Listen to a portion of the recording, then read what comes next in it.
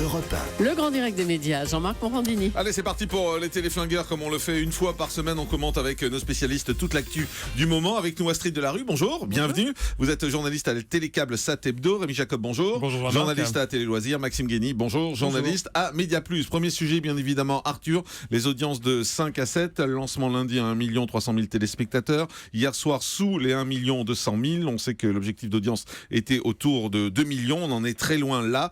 Est-ce que c'est mort, Maxime Guény? Le démarrage est possible, c'est difficile. Ils vont passer une zone de turbulence. Il va falloir se tenir, attacher ses ceintures. Ils s'y attendaient, je pense. Espérons que ça ne devienne pas 5 à 7 téléspectateurs avec Arthur. Aujourd'hui, ils sont 1 100 000 téléspectateurs. Ça devrait encore un peu baisser. Mais attends, un petit peu. Parce que est-il vraiment pertinent de comparer une émission en direct avec des programmes en stock qui étaient diffusés depuis des années? Ils repartent de zéro, ils ont tout à construire. Et ça fait quand même 19 ans que TF1 n'avait pas proposé d'émission en direct sur l'Access. Ça se tient, évidemment. Et imaginez, vous avez un programme qui est mis à l'antenne, qui est enregistré, qui est décliné du lundi au vendredi, et là vous avez David Guetta qui arrive en folie avec du direct. Évidemment, ça peut perturber le public présent. Arthur, c'est David Guetta. Vous avez regardé, vous êtes sûr? Astrid Delarue. Son équipe. Non, je pense que moi, cette audience, elle n'est pas étonnante. Elle est juste dans la continuité, en fait, de l'audience de l'Hebdo Show qui a cessé doucement mais sûrement de baisser. Et en fait, après, on arrive avec effectivement le 5 à 7 qui baisse gentiment mais sûrement. Est-ce que c'est bien? Je mettrais un petit bémol. Pour moi, c'est vraiment donner la priorité au show plutôt qu'à la qualité du contenu. C'est... Voilà, ça... Est-ce que c'est une imitation de Touche pas à mon poste, comme le disent certains? Je dirais pas forcément une imitation, on n'a rien de nouveau, on n'a pas un concept original. Donc les gens ne font qu'arriver sur TF1, voient quelque chose qu'ils ont déjà vu ailleurs. Qu'est-ce qu'il faudrait? Il faudrait rajouter une patte, quelque chose qui fasse vraiment la différence, quoi. Rémi Jacob. Mais évidemment, ces audiences sont décevantes. Ça serait malhonnête de dire le contraire. Maintenant, il faut laisser du temps en télévision pour qu'un programme s'installe. Franchement, je vous dis, Jean-Marc, c'est insupportable quand j'entends ce Arthur bashing. Il faut laisser du temps à l'émission. On ne peut pas condamner comme ça, au bout de quelques jours, une émission. Alors, vous demandiez sur Elle fait quand même la moitié de la case, quoi. Non, mais évidemment, mais elle fonctionnait plutôt bien en deuxième partie de soirée. Alors, peut-être qu'effectivement, en quotidienne, c'est peut-être pas la meilleure case, mais sur le contenu, vous demandiez si l'émission était bien. Moi, je vous réponds un grand oui. Alors tout n'est pas acheté. Il y a évidemment des petits ajustements, il va y avoir des petits réglages, mais moi sincèrement je trouve que ça fonctionne sur le plateau. Il y a une alchimie entre les chroniqueurs, il y a quelque chose qui se passe. On a des Christophe Beaugrand qui est très bien, il y a Jarry qui est très bien. On a des personnalités comme Christophe Beaugrand, comme Jarry, Marianne James, il y a Christine Bravo qui revient ce soir et qui devrait rebooster à mon avis l'audience. Les autres n'existent pas, franchement. Mais il faut leur laisser aussi du temps pour. Je pense que Carole Rousseau elle a dû parler 1 minute 30. Carole Rousseau, je vous dirais pas le contraire, Jean-Marc. Maintenant, il y en a quand même d'autres qui sont, je trouve, pertinents. Les rôles ne sont pas clairement définis pour personne. Et ça va mettre un petit peu de temps pour que ça s'installe. Ils auront le temps.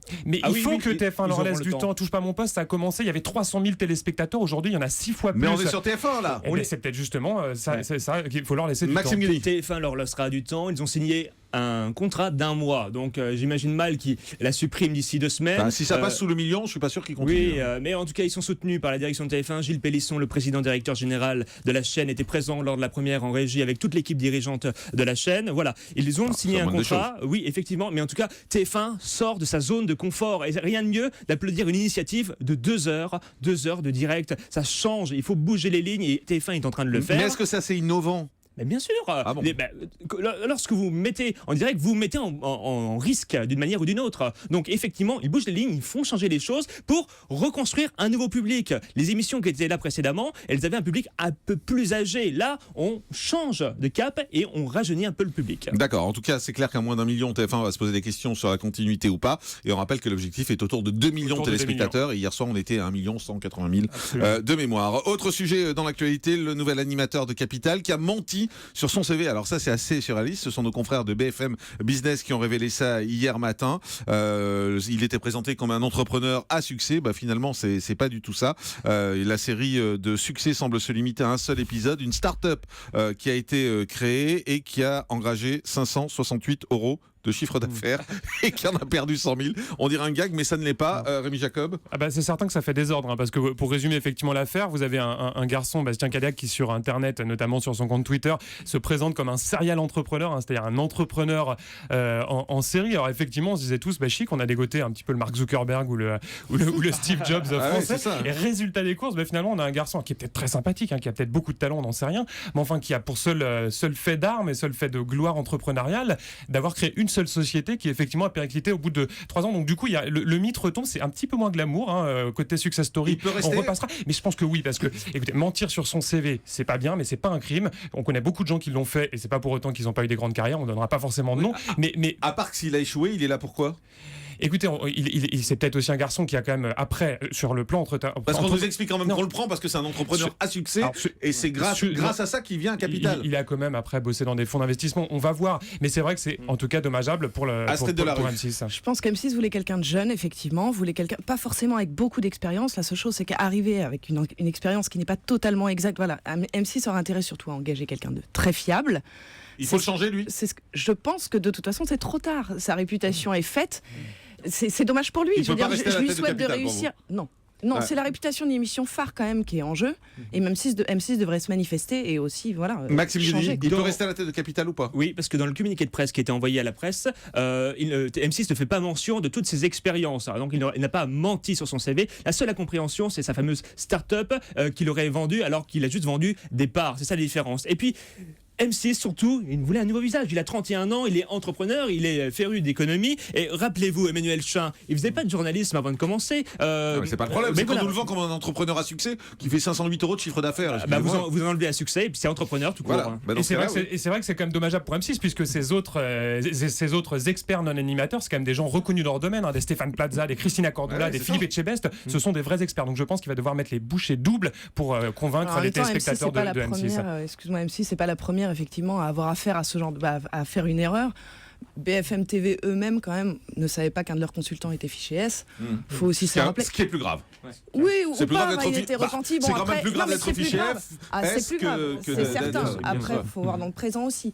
Non, c'est pas grave, mais il faut que ça bouge. Bastien Cadéac ne peut pas rester. D'accord, et c'est dit.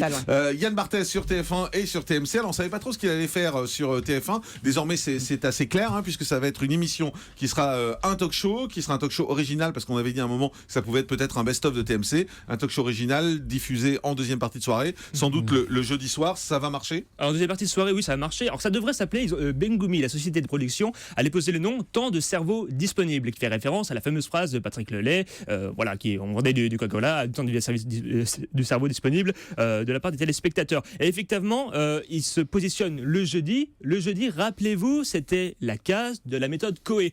Donc, TF1 connaît les talk shows diffusés sur cette case. Et en moins, il ne sera pas en frontal avec Laurent Ruquier le samedi soir. Et ça aurait pas été mieux de le mettre en frontal? Ça aurait été bien aussi, mais je pense qu'il teste et puis TF1 se donne une cartouche pour pouvoir tester sur cette nouvelle case, mais rien n'est impossible en télévision. De toute façon, tout peut bouger d'une saison à l'autre. Rémi Jacob. Je n'y crois pas du tout. Franchement, c'est un pari risqué. C'est très courageux peut-être de la part d'Ara Prikian, le boss de TF1. Et moi, j'y crois pas du tout. Il faut quand même rappeler qu'Yann Barthès, c'est une personnalité qui est très segmentante. C'est quelqu'un qui a un petit côté bobo, parisien, parfois méprisant à l'égard du grand public. On se souvient que pendant ces années, Grand Journal à Canal, l'une de ses cibles favorites, c'était Jean-Pierre Pernaut et son journal. C'est quelqu'un qui a raillé les programmes de TF1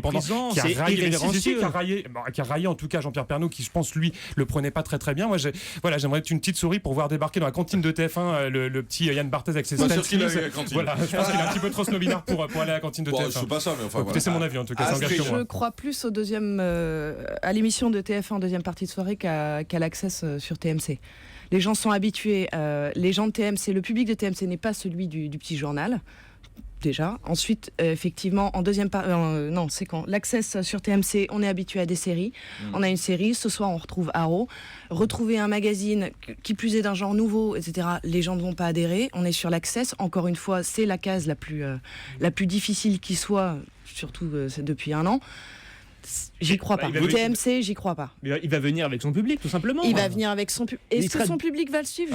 Maxime, il a quand même en face de lui une machine de guerre. Il a une machine de guerre qui est Cyril Hanouna. Alors attendez, qu'il y a une base de fans installée. Il part pas sur le même public. Je suis pas sûr que ce soit le même public. Cyril Hanouna, Yann Barthès. Pour moi, il y a une part de ressemblance. La quasi-totalité des personnages du petit journal seront présents et devraient l'accompagner. Catherine et Liliane, Julie, vous l'aimez bien, les aimez bien. Martin Veil, Éric et Quentin, Hugo Clément. Donc voilà, génial, il, est avec toute l'équipe. il serait avec sa team. On souhaite au public de TMC d'aimer, mais pareil, c'est totalement pas différent. évident. C'est pas gagné. Et rapidement, un mot sur Canal+, avec les départs. On va parler de celui de Yann Barthès, Ali Badou s'en va, Maïté Nabi-Rabin, on ne sait pas ce qu'elle va faire, Ophélie Meunier s'en va, Thomas Tauroud s'en va, Grégoire Margoton est parti, David Génona, Christophe Dugarry. Est-ce que ça peut rebondir, Canal, Rémi? Compliqué, mais en tout cas, cette vague de départ, c'est finalement le point d'orgue et la suite logique d'une année catastrophique, une année noire pour Canal+, sur tous les fronts. L'année du changement, en fait. Oui, année noire, moi je dirais. Alors peut-être que ça va être un changement, un renouveau. En tout cas, ils vont miser sur des talents internes qui restent. Tous les dragons n'ont pas quitté le navire. On a des Victor Robert, des Cyril Eldin, des Isabelle Iturburu qui vont continuer. Thierry Ardisson, absolument, je l'avais oublié, mais en tout cas, je pense qu'ils vont devoir quand même recruter à l'extérieur et ça va être compliqué en fin de mercato d'aller trouver des animateurs. Sauf si le moins de tranchants clairs et qui n'ont pas besoin d'aller recruter en extérieur. Astrid? Non, moi je pense qu'effectivement, Canal a peut-être besoin de cette année de transition. Maintenant, effectivement, elle est à un tournant décisif. Elle a besoin d'apporter vraiment que du meilleur et de loin. Elle a perdu énormément d'exclusivité ces dernières années et ça ne changera pas évidemment avec les films, les sports, etc. Maintenant, il faut trouver du nouveau. Ils ont parlé d'apporter 25 nouvelles émissions sur les chaînes du groupe Canal+. On attend de voir, mais c'est là-dessus qu'on peut miser.